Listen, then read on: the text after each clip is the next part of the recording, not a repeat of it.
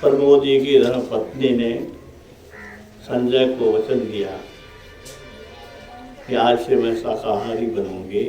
ये कल बोले, कल परसों प्रमोद जी मेरे यहाँ गए थे। मैंने कहा था कि भाव से सत्संग कीजिए। बड़े लोग जब आते हैं, मंत्री आते हैं, पूरा रोड सफाई होता है, कोई पर्व त्योहार होता है, पूरे प्रांगण को अगल बगल को भी साफ सुथरा रखते हैं। शुरू से ही परंपरा रही कि गोबर से लिपाई पोताई की जाती है। किसी यज्ञ में, किसी पर्व में, आप जो पर्व या यज्ञ करने जा रहे हैं, यह सर्वश्रेष्ठ यज्ञ है। और इस यज्ञ की यह विशेषता है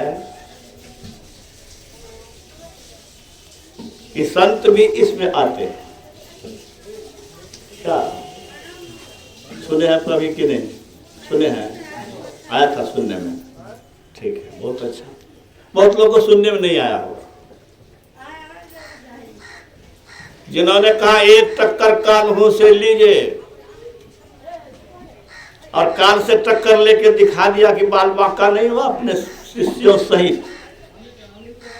नहीं जानने वाले को मैं बता दूं संक्षेप में, 7 अक्टूबर को 1977 ईस्वी को कलकत्ता में शीला देवी समरिया के निवास स्थान पर रात्रि में भोजनोपरांत गुरु महाराज कह रहे हैं शिष्यों से, परसों जो पंजाब जालंधर की यात्रा है वह शुभ नहीं है।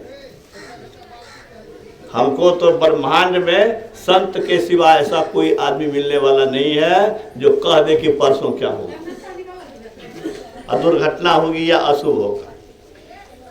लेकिन जिसने इस शरीर को आध्यात्मिक प्रयोगशाला बनाया और संतों की बात को माना जीवन में, उसमें ये शक्ति आई कि परसों क्या होने वाला है वो देख रहे हैं। संतसेवी बाबा ने कहा कि हुजूर बड़ी कठिनाई से डीलक्स एक्सप्रेस ट्रेन में रिजर्वेशन हुआ है और जालंधर में लोग प्रतीक्षा में रहेंगे, सत्संग का आयोजन है। वे लोग बड़े निराश होंगे अगर हम लोग नहीं जाएंगे। तो गुरु महाराज मौन हो गए, गंभीर हो गए, और कुछ देर मौन रहने के बाद कहते हैं, जो स्वर चले ताही पग दीजिए, एक टक्कर काल मुंह से लीजिए। यहाँ तक काल के नाम से पेशाब हो जाए। और सपना में भैंसा को देख लेता है लोग, तो कहता है पता नहीं आज क्या होने वाला, कौन मरेगा। हर दिन सशंकित रहता है, काल के नामे से इतना कल्पने से। और कहते हैं एक टक्कर काल मुंह से लीजिए। वह शक्ति आप में हम में नहीं है, सो बात नहीं है। जिस शक्ति को उन्होंने हासिल किया वो सारी शक्ति हम सब हासिल कर सकते हैं। और सच पूछिए तो वही हासिल करने के लिए हम सब करते हैं, अध्ययन करते हैं, आई प्रचार करने आते हैं। इनकी कृपा पात्र बन करके ही इस मार्ग में आगे बढ़ेंगे। आप लोग भी बढ़ने की कोशिश करिए, यही मेरा आग्रह होगा। लोग समझ नहीं पाए, अब कब समझेंगे सो समझिए। तो ट्रेन चली 9 अक्टूबर को, शुक्रवार की बात है, रविवार को ट्रेन चली। नैनी स्टेशन पर 12 बजे रात में लगभग स्टेशन पर खड़ी मालगाड़ी से चलती ट्रेन की टक्कर हो गई। इंजन के टुकड़े उड़ गए। लोगों के बदन में लाश घुस गया था, आगे लाश ही लाश आगे के डब्बे में, और पीछे के डब्बे में किसी का सर फूटा, किसी की बाहें टूटी। ये उस यात्रा में सहभागी रहे गुरु महाराज के सेवक आचार्य श्री मधेपुरा में कॉलेजिएट स्कूल के निकट सत्संग मंदिर के शिलान्यास के टाइम में जो सत्संग हुआ था उसमें आंखों देखा हाल आप बीती बताया था। किसी पीछे के डब्बे में सर फूटा किसी की बाहें टूटी, लेकिन जिस डब्बे में हम लोग थे किसी का खरोंच तक नहीं आया। श्री सद्गुरु महाराज की जय।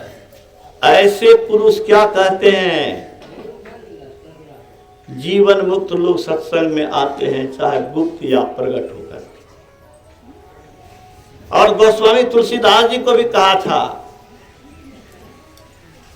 प्रेत को कहा कि जिस गाछ पर प्रेत रहता तो उसमें पानी डाल देते थे, शौच से लौटते थे पानी डाल देते थे। प्रेत प्रकट हो गया, कहा हम आपसे प्रसन्न हैं, आप कुछ चाहते हैं तो बोलिए। कहा मुझे तो कुछ नहीं चाहिए, मुझे प्रभु का दर्शन करा दीजिए।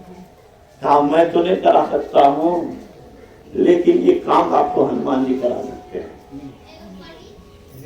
और हनुमान जी कहाँ मिलेंगे? तो जहाँ राम कथा हो रही है हम उस जगह वहां जाइए। सबसे पीछे में आके बैठते हैं, लंगड़ा लूला के रूप में बैठते हैं, कुष्ठ रोगी के रूप में बैठते हैं और सबसे पहले आते हैं, सबसे पीछे जाते हैं। ये प्रेम है उनका कथा से, वही आपको बता सकते हैं। तो सत्संग के बाद, कथा के बाद उनके पैर पकड़ लिया, कहा देखो मैं क्या हूँ।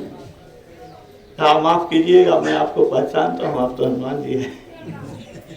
कहा बोलो क्या चाहते हो? कहा प्रभु के दर्शन करा दीजिए। कहा होगा दर्शन। तो आप लोग सुने होंगे कि चित्रकूट के घाट पर भाई संतन की भीड़, अब तुलसीदास चंदन घिसे तिलक करत रघुवीर। तो भगवान राम बालक बन करके आ गए, कहते हैं बाबा हमको भी तिलक दो, हमको भी तिलक लगा दो। कहने का माने यह है कि सत्संग मामूली यज्ञ नहीं है। व्यक्त रूप में तो हम लोग देखते ही हैं, लेकिन अव्यक्त रूप में संत का आगमन होता है। इस जग में संत भगवंत का जीवंत रूप होता है। उस जग का आयोजन करते हैं तो कैसे करना चाहिए, यही बात मैंने समझाया था। प्रमोद जी को कहा था कि श्रद्धा भाव से कीजिए, जो हमारे यहाँ कोई भगवान आने वाले हैं, ईश्वर आने वाले हैं, संत आने वाले हैं। तो यही बात पत्नी को कहा गया और पत्नी ने कहा कि उसी में हम संकल्प ले लिया। शेष जो भी बात हो, मुझे बहुत खुशी है कि प्रमोद जी की धर्मपत्नी इतनी आत्मबलिष्ठ है, दृढ़ प्रतिज्ञ है कि संकल्प ले लिया। एक बार अगर मन में जच गया तो जच गया, ये बुरा काम है, ये अच्छा नहीं है, तो उसको छोड़ दिया तो छोड़ दिया। कमजोर मत बनिए मन से, जो काम अच्छा है उस काम को करने में देर नहीं करनी चाहिए। यही बात तो रावण ने कहा था। कब? जब उनका प्राणांत होने पर। तो भगवान राम ने कहा कि लक्ष्मण जाओ, बहुत बड़ा ज्ञानी पंडित है वहाँ, उससे कुछ ज्ञान ले लो। उस समय जब गया, कहा कि अकेले नहीं सुनाऊंगा, अपने भाई को भी बुलाओ। तो राम भी गए हैं और राम लक्ष्मण के सामने में कहते हैं कि मैं चाहता तो स्वर्ग में सीढ़ी लगा देता, नहीं लगाया। मैं चाहता तो समुद्र जो नमकीन है, क्षीर समुद्र है, वो उसको मैं दूध से भर देता। मेरे अंदर सब देवता थे, लेकिन मैं वो काम नहीं किया। पुण्य काम में मैंने आलस किया, जो काम नहीं करना चाहिए था, सीता हरण मैंने किया और मैं वहां चला गया। तो पुण्य काम में देर नहीं करना। कुछ लोग कहते हैं कि जरा शुद्ध हो लेंगे तब दीक्षा उठा लेंगे, शुद्ध होंगे तब संत के शरण में जाएंगे। अरे क्या ठिकाना है यार, नहीं बालक नहीं जौवने नहीं वृद्धि कछुबंध, वह अवसर नहीं जानिए जब आए पड़े जम फंद। जम का फंद कब आ जाएगा? कोई कह सकता है कि हम कितने दिन बचेंगे। आप कहते हैं कि अभी हमारा उम्र नहीं हुआ है। अरे आपसे कम उम्र के लोग दुनिया से गए कि नहीं? इतने कम उम्र के गए कि माँ के गर्भ से मरा हुआ निकला। अभी तक आप जिंदा हैं तो क्या अपनी बदौलत जिंदा है? हम आप नहीं जानते कि किस अदृश्य सत्ता के हाथ के पतंग हैं हम। पतंग उड़े आकाश में, लेकिन धागा किसी के पास में। ऐसे ही हम लोग का जीवन पतंग अगर है तो अदृश्य सत्ता परमात्मा के हाथ में है। उनसे जुड़ने में अगर विलंब करते हैं तो हम समझते हैं आत्मघात है। मैं अब राजेंद्र बाबू किधर गए हैं, एक भजन उनसे सुनाना चाहता हूँ। अपने घर में लौटने की बात हुई थी। अपने घर में, अपने घर मतलब कौन सा घर? अपने घर का मतलब क्या होता है? जिस घर से पुलिस प्रशासन भी ना निकाल सके वही अपना घर है। अपने घर से निकाले तो न्यायालय भी कह देगा कि नहीं निकाल सकते, इसको अधिकार है। तो हम लोग जिस घर में रह रहे हैं, पक्का का घर हो कि शरीर वाला घर हो, इस घर में रहना नहीं है, निकाल दिए जाएंगे जमदूत के द्वारा। अपना घर वह घर है, वह परमात्मा धाम है, अपना निज धाम है, जिस धाम से कोई निकाल नहीं सकता। वह धाम ऐसा है जहाँ दिन नहीं, रात नहीं, अब दुख नहीं, अभाव नहीं, परेशानी नहीं, संकट नहीं, विपत्ति नहीं, जमराज का पहुँच नहीं। वहां पर हम कैसे जाएंगे? जनी लिप्त तोरे प्यारे, सुनते हैं राजेंद्र जी, जनी लिप्त तोरे प्यारे जग परदेस।